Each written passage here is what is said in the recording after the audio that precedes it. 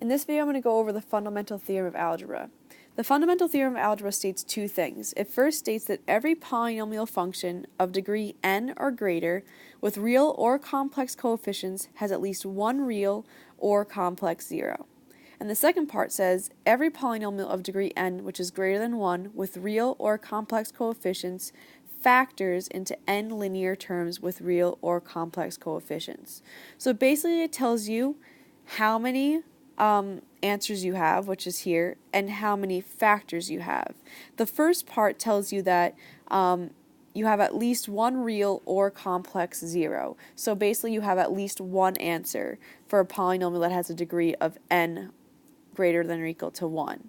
So looking at my first polynomial, and the only example I'm doing in this video, I'll notice that my degree is 3. My degree is 3 here, which tells me that there are 3 solutions, real or complex, and it is going to have 3 factors because that's the highest degree. Now, that being said, what I'm going to do is I'm going to have to discuss how many real zeros I have and how many complex zeros I have. The real zero that I see from my graph is x equals -1, and we can see it right here, -1. It crosses the x-axis. Now, because I only have one real zero, the other 2 zeros, these have to be complex, meaning that they have imaginary parts. Because the degree is 3, we are guaranteed 3 solutions.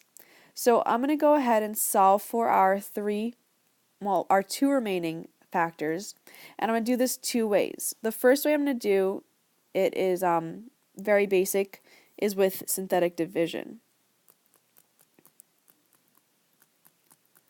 What I'm going to do is I'm going to put the one factor or one answer that we know, which is -1, in the box and put our coefficients. I'm going to drop down the 1. -1 times 1 is -1, that gets 0. -1 times 0 is 0. 6, -6, and we get 0. That means I'm left with x squared plus 0x plus 6. So I'm left with x squared plus 6. To get my remaining zeros, I'm going to set this equal to 0 and get x squared equals -6. Take the square root, and I end up getting x equals plus or minus I radical 6. And if you notice, there are now 3 answers, -1, I radical 6, and -I radical 6. That follows the fundamental theorem of algebra part 1.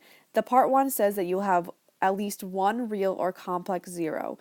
We have one real and 2 complex zeros. Now the second part of the fundamental theorem of algebra says you will have that many factors of that polynomial, real or complex. So if I want to get my factors, I would bring the 1 back by adding the 1. So that's my first factor. I would subtract I radical 6. And this is my second factor, x minus I radical 6. My third factor, I would add the I radical 6, and I would get x plus I radical 6, meaning that my polynomial factors into 3 linear terms with real or complex coefficients. And that's the fundamental theorem of algebra. Now there is one more way you can find the zeros for this one, and it's even easier than the synthetic, but it only works once in a while. In this case it does, and that's with grouping. You can pull out an x squared and be left with x plus 1, and pull out a 6 and be left with x plus 1 again, and then you have x squared plus 6 and x plus 1, and then you would solve and get x equals -1, and the x equals plus or minus I radical 6 here. So the fundamental theorem of algebra is all about the degree. The degree tells you how many answers you have and how many factors you have with real or complex answers or coefficients.